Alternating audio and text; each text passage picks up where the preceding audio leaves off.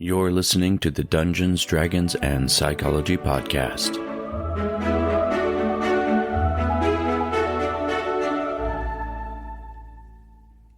Hello, and welcome to another episode of the Dungeons, Dragons, and Psychology Podcast. I am your host, Robert Walker, and today joining me for the first time is Keegan Brumfield. Go ahead and say hi, Keegan.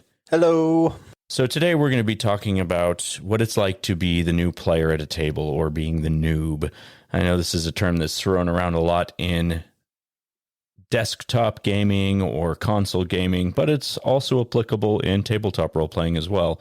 And being a new player is one of those things that can be a little bit intimidating and a little bit difficult because it is a game that is rule-centric and there are so many rules to think about. What has your experience been with this, Keegan? I mean, you've gotten started with us in about, how long's it been now? Maybe 6 months or so? Yeah, around that time. So what's your experience of being a new player been so far? Well, as a new player, it's been basically, let's just say there's been a lot thrown at me. It's a huge game, and it's not even just like, we're only doing one edition right now. So I didn't even realize there was like 3 or 5 more editions on this that D&D has. Well, yeah, so Dungeons & Dragons has 5 editions, and we're playing Pathfinder right now. It's on its 2nd edition, but there's also, there's hundreds of different tabletop role-playing games that just cover all different categories and genres and ideas.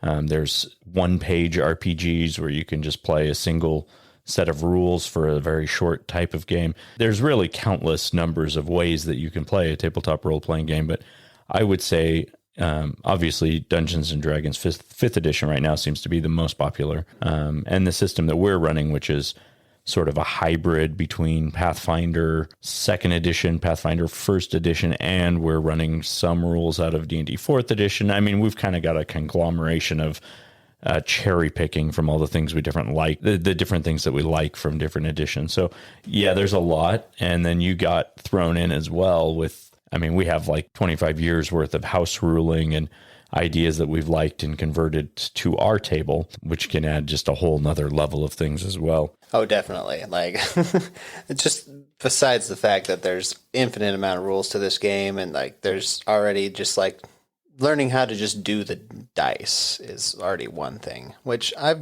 gotten it at this point. Combat, at least I can get through and actually like function, and also like trying to interact with the world that's created. Like I can semi-do, but it's also just like, we're introducing like mythic points. Like I jumped in basically at level 7. Right. So I'm already like supposed to be well in tuned with my character, but I'm definitely not, which thankfully my brother-in-law, Joe, he was able to help me kind of understand and build the character. But at this point, I'm still kind of just like, most of the stuff kind of goes over my head. There's a couple times where like even like one of the people in our group, Jamay, like he would like throw basically a line to me, basically saying, "Hey, try to do this to help us progress through the story," and no clue what he was trying to do. And it's just mostly because I haven't memorized my character, everything my character can do, its abilities. So it's a lot. It's a lot of information, which is really... It definitely can be intimidating with how much is out there and how much content is available. Just the number of options you have to pick from. Even if you only take the core rule books, there's still a lot to learn in there. And then if you start adding, we have, so many splash books of additional rules, additional types of classes, backgrounds, all sorts of things that can be added onto your characters. It can be overwhelming. What would you say as a new player, which part is more intimidating to you when you first came to the table? Was it the concept of role play, or was it the technical aspect of running a character? It's more just the technical aspect of running a character. Role playing is like, I'm not used to it, but it doesn't seem like a scary idea. It's more just something I want to dive into, because that's like, for me, that seemed like almost like 90% of the fun of D&D was just kind of diving into being this character and actually interacting with the world as the character should. Like for me, I'm a druid dwarf, so I'm basically doing a lot of dwarf stuff, which dwarves are kind of, sturdy, rambunctious, drink a lot, do all this random stuff, but they're loyal. But I'm also druids, and I can also turn into a giant, so Yeah, I do cool. some crazy stuff, and that seemed more fun to me. But it's definitely like the actual mechanical part of the game where it's like, well, you got to do, like, if you're going to do this interaction, like say you want to stone form something, you have to like first figure out what you're trying to do, whether or not you have to do a check for that or not, Right. which, sometimes the DM, just a little like some liberty there, like, hey, you just do it. Like, where other times it's like, all right, you got to roll. We'll see if you pass. If not, you basically can fail, or you can critical fail and end up generally just hurting yourself. Right. Yeah. It's always fun. Oh yeah. And so I always found the actual like role play to be way more exciting and fun. The mechanical part of it will make like actually finish it off, but that's definitely the more intimidating part of D&D to me. So how do you feel now after about 6 months? Do you feel like you have gained a decent grasp on the rules, or do you still feel like when you show up at the table, there's still a lot you're unsure about or you don't know what to do with yet? Well, with our game, we do, like you said, it's a little bit of a hybrid. So sometimes I am a bit unsure, but for the most part, I feel like I can at least play and actually interact with like my team, basically us and the DM. It's still sometimes I'm not like, sometimes some things just go right over my head, especially with like the mythic points and some of the concepts of our story going so far right now. We've had some strange occurrences happen. Yeah, that's true. So it's like right now where there's no magic unless you're by Brenna. Right. Kind of can definitely like, it makes you change your whole aspect of gaming, which at this point I understand because we have like, what's the standard group for like a D&D group? Like it's like 4 or 5 people. Yeah, I mean, I think early on standards have always been like 1 DM and 4 players. So the classic party of 4 is kind of the most traditional party size. Although I found a lot of success in games that I've run in smaller groups.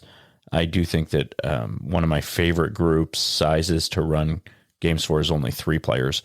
And I just think that all the players get a little bit more screen time that way. And there's not as much time that has to pass during combat. Because definitely with a group size like we're playing with, which is I think 7 players. Yeah, so it's a big group. Yeah. And you can really get bogged down in the minutia of combat when you're waiting 7 people's turn orders to come back around to you. Plus, sometimes there's 2, 3, 4 monsters that are in the initiative order, and that can really add up in terms of how much time you're spending on combat. And also the fact like 7 people arguing about what we need to do, what we want to do, definitely takes more time to do the story and actually develop what we're trying to like build in the campaign. So I like throwing me in, I really appreciated what he did. Like I'm like, cool. Because I love, like I just came just to show up and hang out with you guys. So when he threw me in, I was like, this is gonna be great. Like, but 7 people is a lot of people to try to manage and actually build a fight or campaign around. So like right now I'm a little over my head just because of how many people we have, and it's generally not what you guys do from what I've been told. Yeah, I think in the next game that you're in, you'll probably have a very different experience, just because I doubt that we will have this many people at a table again. But yeah, it gives you another unique learning opportunity, I suppose, because you do get to see a whole lot of rounds of combat.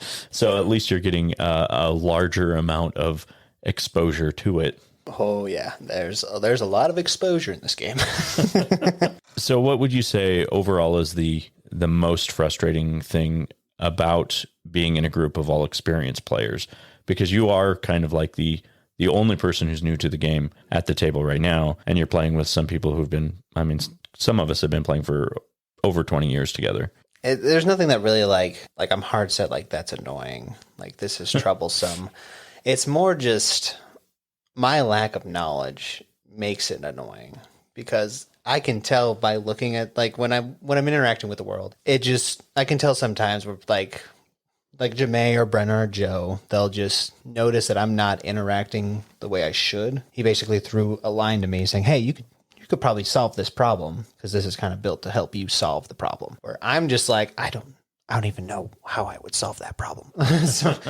so like that's the most annoying part of it so far, is just like I can't really help the team as much as I want to, because I really want to just be like there and help, because right now we're definitely fighting some pretty big obstacles in our campaign. But it's just, that's probably like the most annoying thing. Playing with experienced players, that's the greatest thing. Because like, I don't think I would enjoy it half as much if I was playing with a bunch of new people. Like if there was only one person who knew what they were doing, sure, that'd be fun. But I like being corrected, but I guess maybe that's different for everybody. But I like when people are like, hey, this would have been better if you tried this, because it just will be. And I'm like, you know what? Thank you for sharing that with me, because I'd rather do it the correct way than saunter off over here and not do anything important or helpful, Well, I can definitely tell you early on in my gaming adventure, when I was a new player, it was myself and Dustin, who's currently running the game that Keegan and I are playing in. He was running a game for me,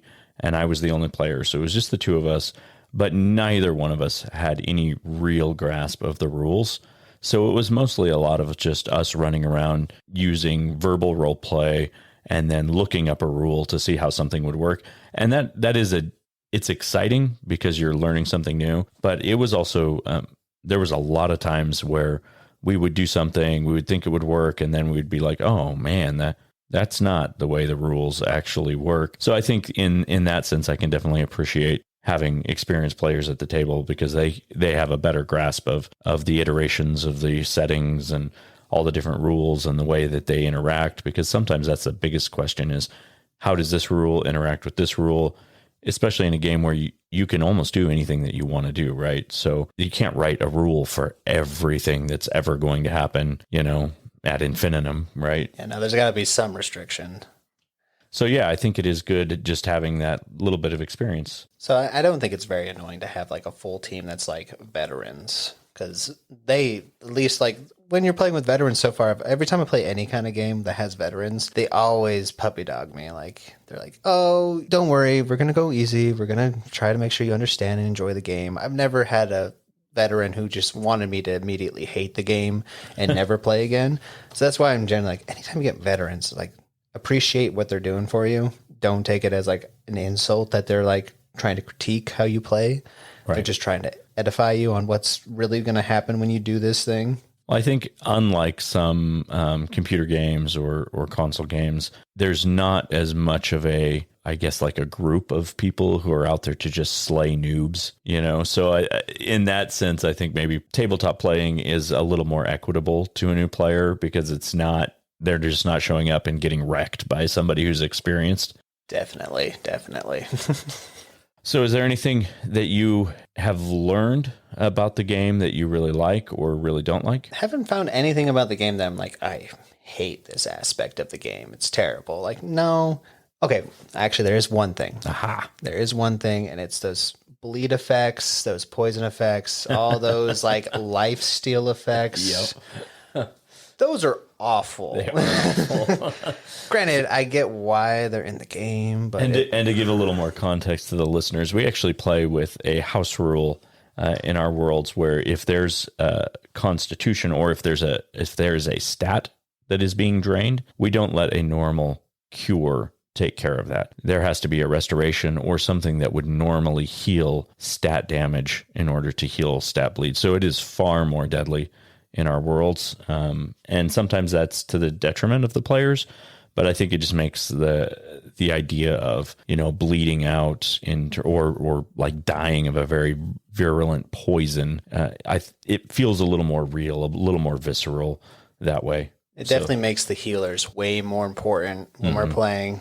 Like, especially like sometimes where like, schedules, some people just can't show up. And, some people are like, I don't want you to play my character because like, I don't want you to make the choice I wouldn't make, which makes sense to me. Like, I don't want like someone playing my character and just going off on a tangent that I would have never gone on to. But it definitely makes it so like you need some people to be there when we're having these kind of fights, which makes it a little hard. Yeah, and I definitely agree with that about not having people play your character when you're away. It's a very personal experience when you create a character and you sort of build their persona in your mind in a way that really only you is ever going to understand. And not just that, but because it is a game of so many rules and so many different ways that a character can be built and played, no person who's going to grab your character sheet while you're away is going to understand all of the little idiosyncrasies about your character and all the things that you can do. So they're going to be far less effective in almost any given situation than you would have been if you were there.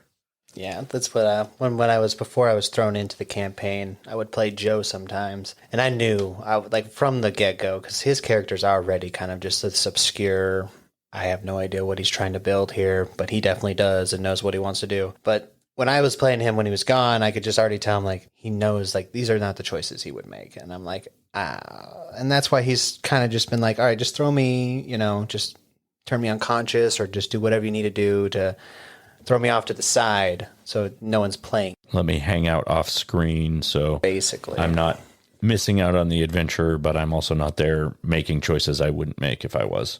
Yeah. Especially when when I played him and I had 3 critical failures in a row. That's the worst. That's the worst. There should almost be a house rule if you're playing somebody else's character that you can't have critical failures because it's the worst thing for somebody else to come back the next week. And you have to be like, well, I sort of killed your character.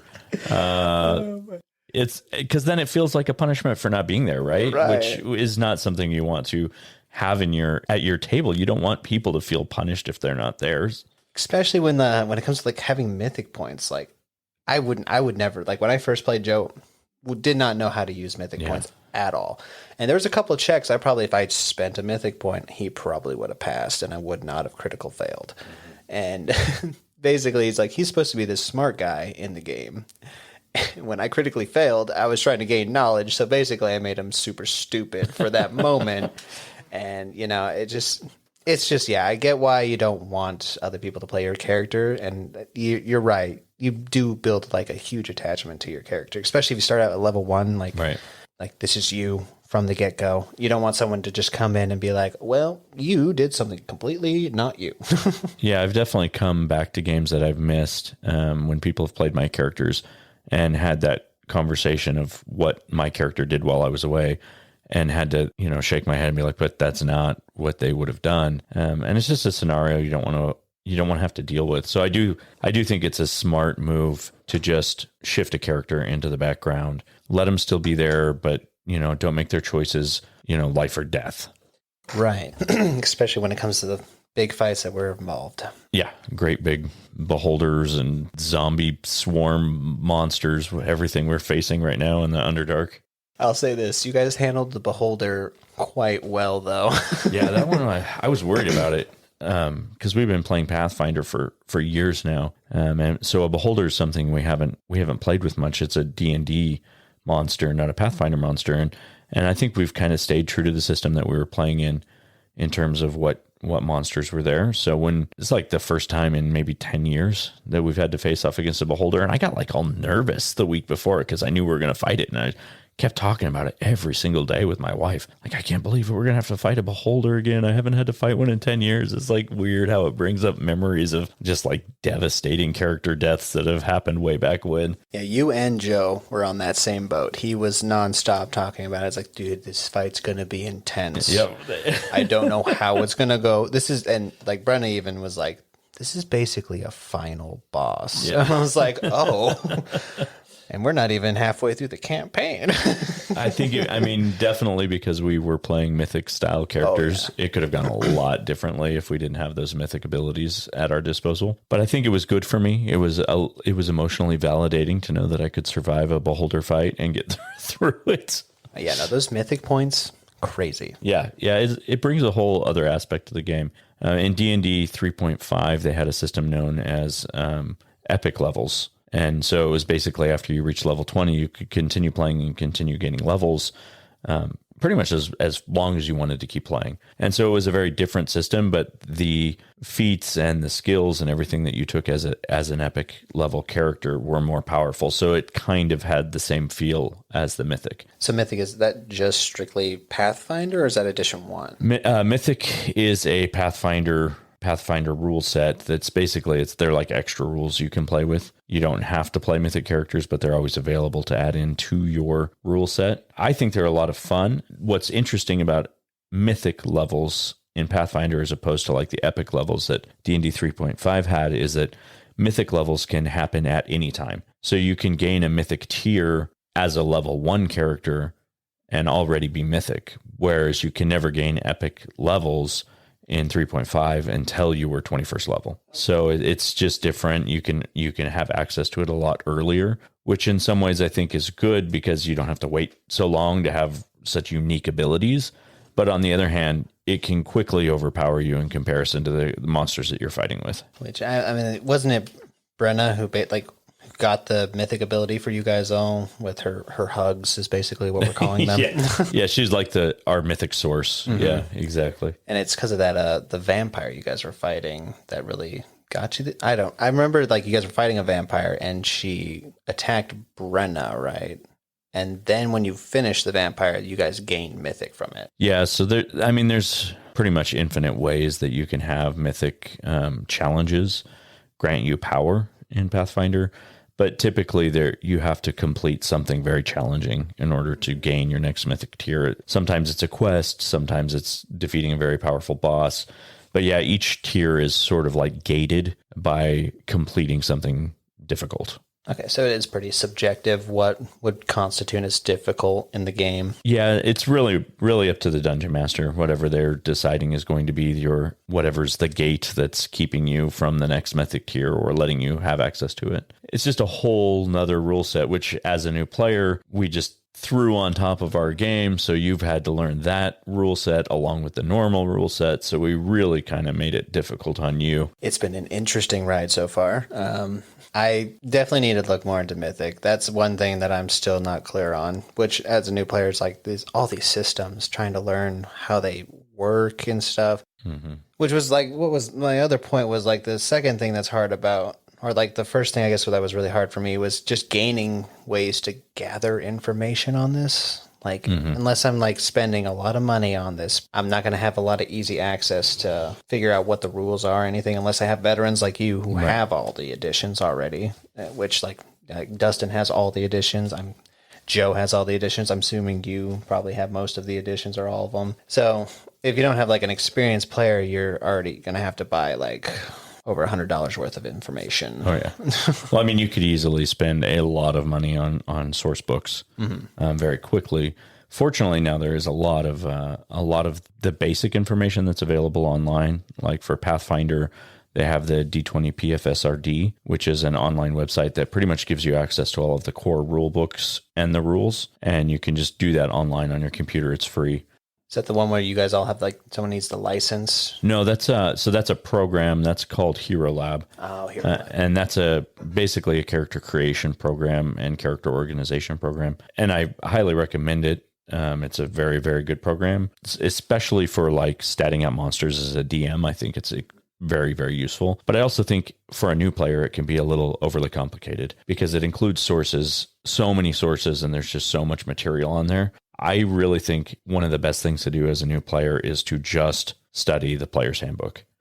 Yeah, in your case, you've got like the mythic levels. You might need to study mythic adventures, but just studying the core rule book or the player's handbook, depending on your system, that's the most information that's going to be useful to you as a new player. Yeah, no, I'd agree with that, honestly. I mean, I like the Heroes Lab just because it will just do all the math for you when it comes to adding all your bonus attack damage and what will be negated and all that. But yeah, it was when I saw what Joe, when he was helping me build my character, looking at all those abilities, I'm just like, oh my goodness. And he just knew where to go. Right. He's like, oh yeah, just pick this one and that one. I'm like, did you read through every single? There's like 50 on this one alone. Right. Well, and it's one of those things where if you're using a program like that, first of all, you should have a decent grasp of the rules so that you know what you're looking for to begin with. But then also it's a computer program, so you're also having to learn the functionality of the program works. I think for newer players out there who are listening, I would suggest if you can, for your first game, get in something that's pencil and paper, and you're mostly just working out of the core rule book or the player's handbook. Start small, let your experience grow with you, rather than doing what poor Keegan here had to do and diving into a bunch of house rules and multiple different ad hoc rules that are being thrown in like day to day. Something's different than it was the week before. Makes the experience hard. I mean, it's been fun at least, you know. It's a challenge, which definitely with D&D, like if you're you want to be up for that challenge. It's what I've come to learn. It's like, as a new player, you got to just, I mean, yeah, take it slow, but you want to be like, it gets way more fun when the game gets way more challenging. Like, because it's just like, especially with like research and like investigating areas and stuff and trying to figure out the story, what's going on, what are these characters doing? Like that right there is like a lot of fun to me. It's just like actually figuring out the plot. Fighting is always going to be fun. Like that's like 90% of all gaming I ever do. PC or on any kind of board game. But investigating and all that's what D&D really thrives in, is just like it kind of just encloses all aspects of gaming, which, you can go from investigating a murder to fighting a demon to partying at a bar and barding it up, like that's what D&D is, just a crazy mix mash of like all this fun stuff that gaming is. That's why I love it, but the more challenging it is, the more fun it's what I find. Yeah, and I think one really unique aspect of it, as compared to like a computer game or a video game, is that there's so many times when I play a video game where I think, man, I sure just wish I could do this with my character. In D&D, you always can. And that's the great thing about a game that's collaborative storytelling with your imagination, is you don't have to think, oh, I wish they had written the code for this. You just have to make your character do it and then deal with the consequences of whatever bad choices you made. There's a lot of consequences in this game. Okay, let's go on to our last segment, Tricks of the Trade. All right, in Tricks of the Trade this week, I have asked Keegan to talk about 3 things that would make role-playing easier for a new player. I also came up with 3 ideas of my own, so I'll go ahead and go first. And I think one of the things that you could do as a new player that would help you understand the game more is to listen to actual play podcasts.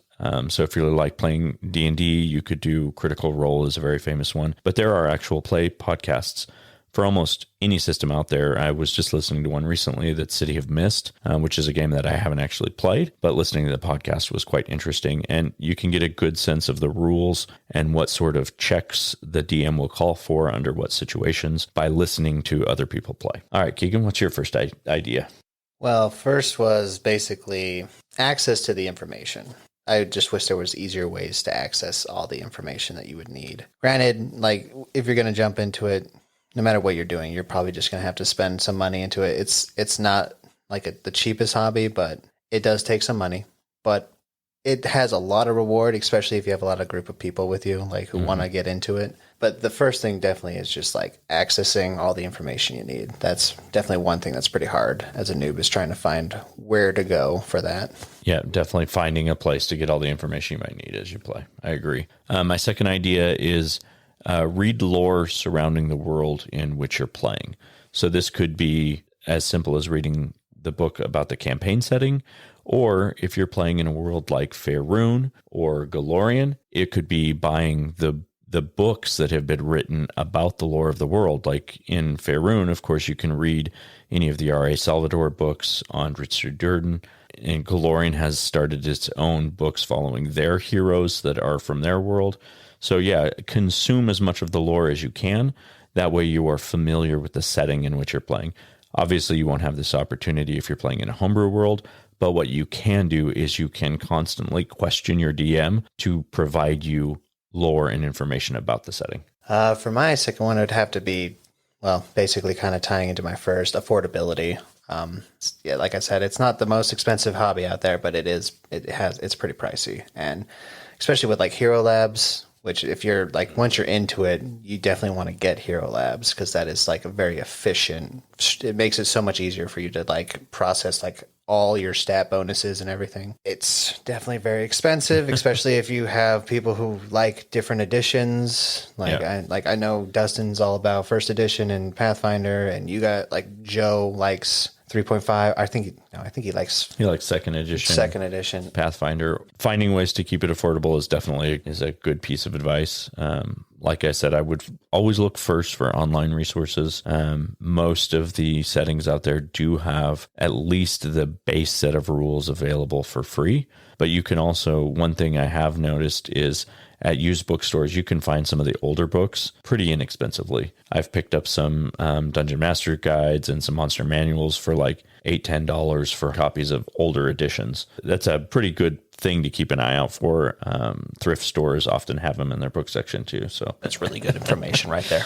My last piece of advice for making roleplay easier for a new player is to take notes. Have a notebook with you and take detailed notes, not just about the game and what your character's doing, but also make notes about how the character sheets are used, places where you have different types of skill checks that are called for, anything that the DM is telling you to do or roll. Make a note about it so that as you refer to it later, you just get a better understanding of the rules. And the more and more you see it and you refer to it, the faster those things are going to be added to your long-term memory and the quicker you're going to become a veteran of the game. Yeah, no, which I appreciate the notebook you gave all of us. I'm such a proponent of notes. I believe in them 100-fold. Well, for my third one would have to be like finding just a way to meet more people who actually want to do it while still having an experienced player help you through, because there's not a lot of, like, there's places where you can go play, but there's no one there that's going to be able to like help walk you through step by step, which I get how Rob and Dustin, when they were doing it first starting out, they just went on a whim and just like, they would look it up when they needed to, but there's more just kind of freestyle playing. I just wish there was just a place where there were like someone who could help bring a group to like understand how the game works in an easier fashion, but it's a pretty hard ask in my opinion. But I just wish there was easier ways to. Yeah, so trying to find some veteran to help you. Right. And I do think one of the things about role-playing games that I think is pretty universal, at least it is in the area of the country we live, is if you do go to a gaming store and there's people playing, usually people are pretty tied together in our geekdom. Like, I find conversations with people who have interests in D&D or tabletop role-playing games happen pretty naturally, and it's just something we can always talk about. Like, if I notice people in a D&D t-shirt, I'm definitely going to start up a conversation with them, and we're going to be chatting about characters and all the crazy adventures we've been on pretty easily. So yeah, find a local game shop maybe would be a good place to start and just strike up a conversation. But if you have the opportunity, like you did, being in a group with at least a few veteran players is definitely going to be useful. Yeah, having my sister, who is one of those veteran players, definitely helped me access a lot of veteran players. So my case ain't going to be the same as most others out there, but you know, it's like he said, definitely those like shops would probably be the best bet, honestly. I've been to a few of them, but I mean, generally there's no one there, but I'm sure there's like nights where you go and go to Friday Night Magic. Like, that's a lot of people who play Magic the Gathering are definitely into D&D as well. Oh, yeah, Joe. And me. Yeah, all of us, actually. Almost our whole group. All right. Well, this brings us to the end of the episode. Thank you very much for joining me today, Keegan. I appreciate it. Thank you for having me. So please subscribe to the podcast, leave me a rating on Apple Podcasts and Spotify, and check out my book, Session Zero, The DMG to Writing Great Campaigns in Any System. It's available on Amazon, and there's a link in the show notes. Also, if you'd like to shoot us an email, if you want to collaborate, if you have any questions, or if you have any ideas for future shows, the address is all one word, dungeonsdragonspsychology@gmail.com. And we'll see you next session. Bye.